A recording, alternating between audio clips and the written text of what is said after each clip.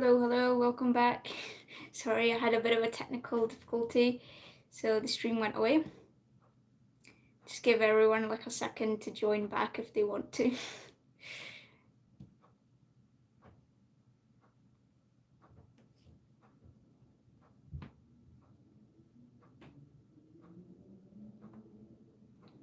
But yeah, we'll keep doing the stream until like 7 o'clock or so. I don't want to take up too much of your time. And then, yeah, I will leave you guys to revise. So if you have any questions, please do ask me in the chat. Just saying that another 20 minutes or so and then we'll end the stream. Thank you for rejoining and bearing with me with my technical difficulties. I'm very new to live streaming, so hello.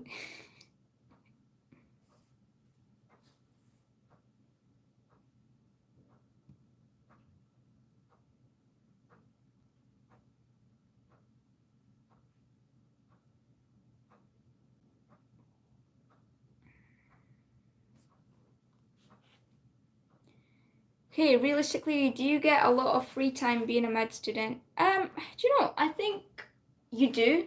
Well, at least at the moment, because like right now, um, like first, second year, we don't have placements or anything like that. So I think it's a little bit easier to have that bit of free time. I'm guessing that changes once you go into like fourth year, fifth year. So in terms of right now, like if it's not exam season, most of my weekends are free. I normally get the lectures done within the week, and then like I have time to do YouTube. I do things with my family all the time. Evenings are generally free as well. So yeah, I think at the moment, yes, a med student at Edinburgh does have a lot of free time. But yeah, I'm kind of guessing that changes as you move up the years. Another question we have is, what do you do for spaced repetition if you don't use Anki? That's a really good question, Adam. So I think it's a very hard question as well. In terms of my anatomy, med school bootcamp works really good because they have like this tagging system, which is very similar to Anki, where you kind of indicate if you understand the concept, if you're still sort of reviewing it, or if you're finding it really difficult. And based on that, they will ask you the questions again after a certain time. I don't know exactly how it works, but you do get spaced repetition with med school bootcamp anatomy. In terms of my actual knowledge-based stuff, I'm not gonna lie to you, it's just me like going back to random topics. I don't really have like a specific way I do it. I guess Anki is good for that, but again, I think organizationally trying to make an Anki deck, unless you do it throughout the year where like after lectures you're making questions and things, it's not worth using if you're making the actual flashcards during exam revision time. That's not worth it for me. So I'm not a big fan of Anki. I have seen it works though, so I guess it's just a preference. Okay, any other questions, guys?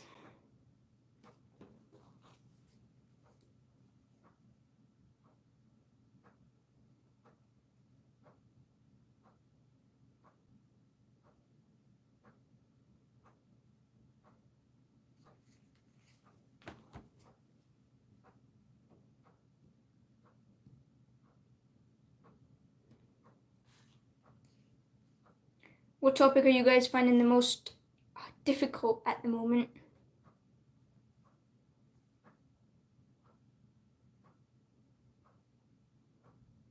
I think like first year medicine especially, it has such a broad range of topics. And it's like so much to take in because obviously you're trying to adjust to like university life and everything, and then you have oh yes, we have people speaking.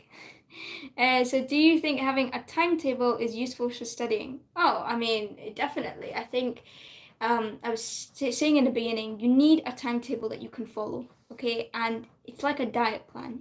Make that timetable sustainable, okay?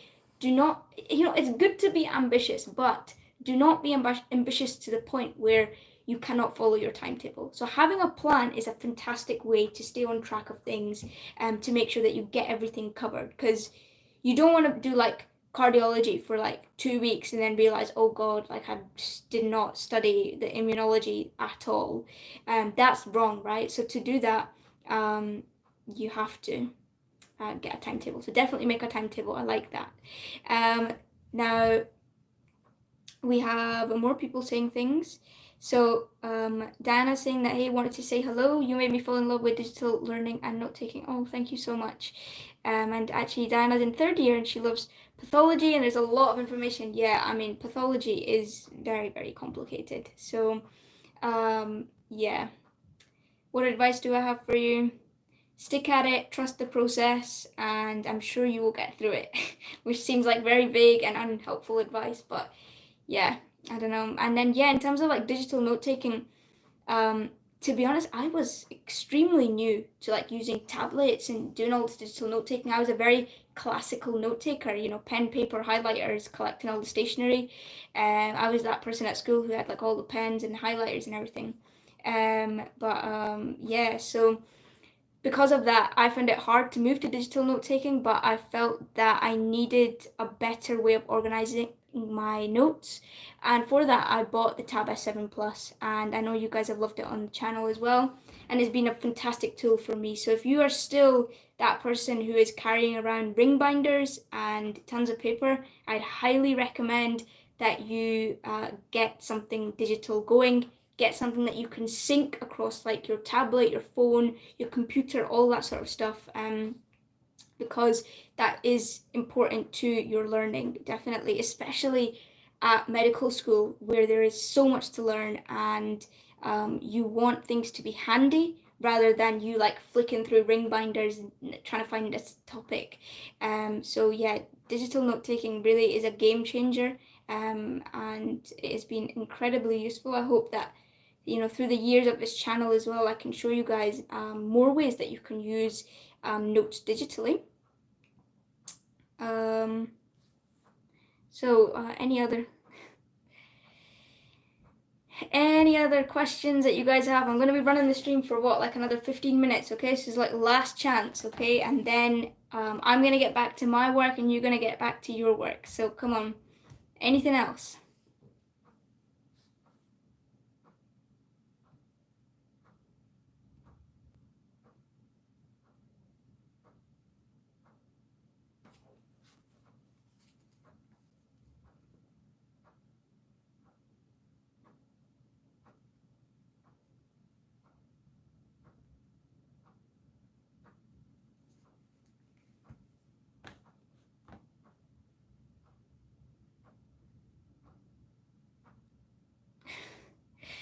Yep. I mean, as I said, Diana, I think that you need to differentiate your playtime and your work time so you do both effectively, okay? A lot of the time, I will like be going on my phone or I'll be like, I don't know, playing guitar or whatever. I'll just be guilty because I feel that I shouldn't be doing this and then it's not enjoyable. So, please differentiate your playtime from your work time and make sure that you do both comfortably, practically, and effectively. But yeah, obviously, good. I'm glad, Diana. So during lectures, do you write up stuff on the spot or watch fully then go back? Okay, so I've actually changed my ways. So in the beginning of first year, I used to take all handwritten notes. So I used to watch the lectures and have like the lecture slides and everything going on, and then on my tablet I'd get kind of a clean slate and literally just write up all my notes. And I did that for the first semester of year one, and and the reason I did that is because I was used to doing that at school. Because school, I never had this digital note taking thing. I literally had pen, paper, and you write down what the teacher puts on the board. And I was used to that, and I did that for semester one of year one. That, for me, did not work and did not prove time efficient. So, for the semester two of year one, I started to just annotate lecture slides. So now I literally don't do many handwritten notes. I still use my tablet like with me when I'm watching the notes, but this time I just annotate lecture slides. So putting anything extra, putting anything in my own words, something that I don't understand as well, that the lecturer has said in a different way, I'll put that kind of stuff down. Any flowcharts or diagrams that I want to add to, I'll do that sort of stuff now. What I do handwritten for still though is making like summary sheets. So I'm part of this like little study group with a few of my friends, and we teach each other topics as I was recommending you do before. And we make posters, and for those posters, I make them completely handwritten, and they're kind of like mind map style posters. Some of you might have seen them on the channel as well. And yeah, like that stuff is done handwritten, and I'll do that for the concepts and the topics that I find more difficult and I think need like more consolidation. I'll make full-on summaries for that. But for the most part, I just download lecture slides and annotate them now. That's useful. Okay, we have, how can I push up my grades? Any tips? Okay, so pushing up your grades. Well, I think you have completed step one, which is to recognize that you need to push up your grades. And I'm not going to sit here and tell you that your grades don't matter, because they do. Okay, all right, thank you, Adam, for joining, and yep, enjoy revising. I'm not going to be that person to tell you guys your grades don't matter, because they do matter. Okay, and although yes, they don't define you, and yes, there are many other things that you could excel at, what I will say is that you should improve your grades, because if you have an end goal, that will most likely be achieved via some sort of exam that you need to do well at. And that's just life, okay? In terms of how you can actually improve your grades, well, you need to apply these techniques. You need to make a timetable. You need to differentiate your playtime from your work time. You need to follow through with that timetable. You need to try and focus. And you can focus using the techniques that I was talking about, like the cliffhanger technique, or, just getting into it, just not thinking about it and just getting into it. And then it becomes, when you get in the zone of it, it becomes valuable. Other things like getting rid of your phone, getting rid of any other distraction. If someone keeps walking into your room, you need to shut the door, have like a do not disturb sign, so you know that is not going to be an obstacle in your way of actually revising. So I think it's all about making sure that your revision environment is good, and therefore that will in turn produce better grades and better exam results. So yeah, I think it's not like directly, oh, you just need to work harder. I think that's a really vague phrase that a lot of people use and overuse. But I don't think it's all about just working harder. I think you need to work smarter rather than harder. With this, there's a difference in that, I think. So yeah. Okay, anything else?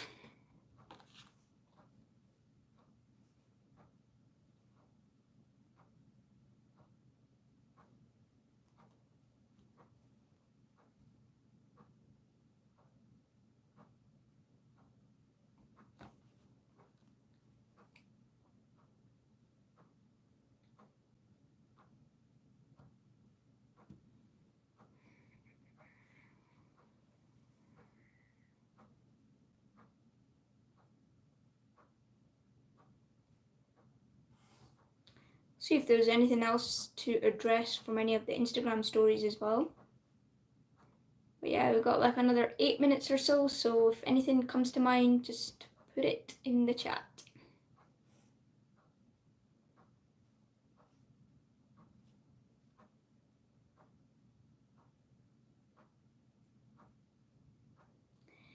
Briefly, why was medicine the career for you? Okay, I love how you say briefly. You know that I could go off on a massive tangent. Why was medicine for me? Well, it actually wasn't for me for a while, because I actually wanted to be a dentist.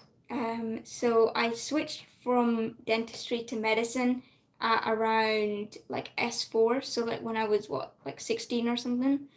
And I think it all came down to interest, and my interest in medicine and helping people, and my interest in science. And I thought this is like a really rewarding career. Um, And I think another big reason was I couldn't see myself doing any other career. So that's why like medicine was for me. Like I couldn't imagine myself being anywhere else in the next 10, 15 years. So I thought, you know what, that's when it clicked that medicine is for me. And although there's many other reasons I could go into, such as like I enjoy team working and I like leadership aspect and the managing patient side and all that sort of stuff.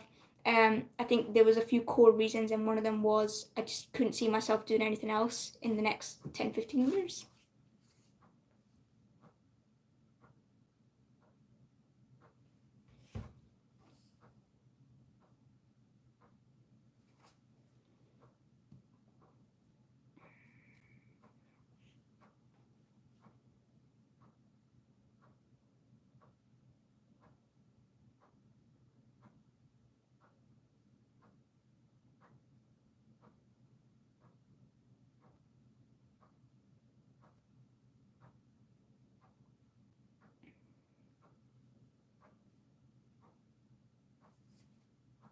All right, we got the last 5 minutes now. So, anything else? Please say it now. This will be the quickest way to get your answer. I do try to reply to everyone though, so even if you do DM me afterwards or comment on a video or something, I will get back to you, but obviously it won't be face to face. So, yeah.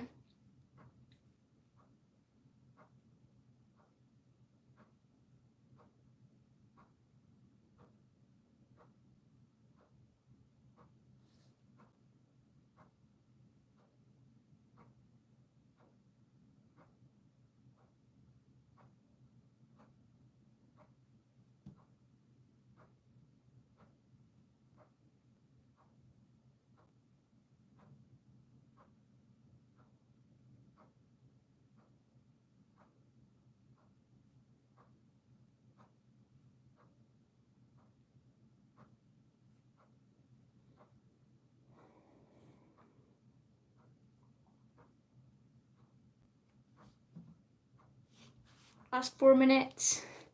Anything come to mind? Anything you want just a bit of advice on, maybe?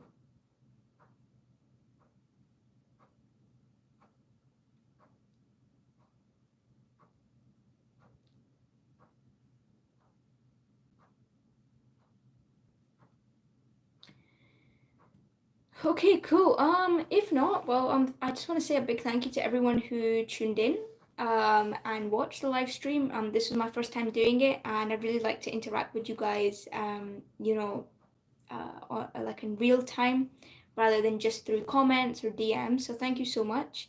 And I hope that you guys find this useful. Of course, if you do come up with any other questions afterwards, do get in touch with me. And yeah, please do share my channel around as well. If you find my videos and my content useful, I'm always here to help. Whether you're trying to get into medicine or you're already in medicine, I try to share my experiences and help you guys as much as possible. So a big thank you to everyone. And yeah, I'll see you guys in my next video, which will probably be next week. So thank you. Bye bye.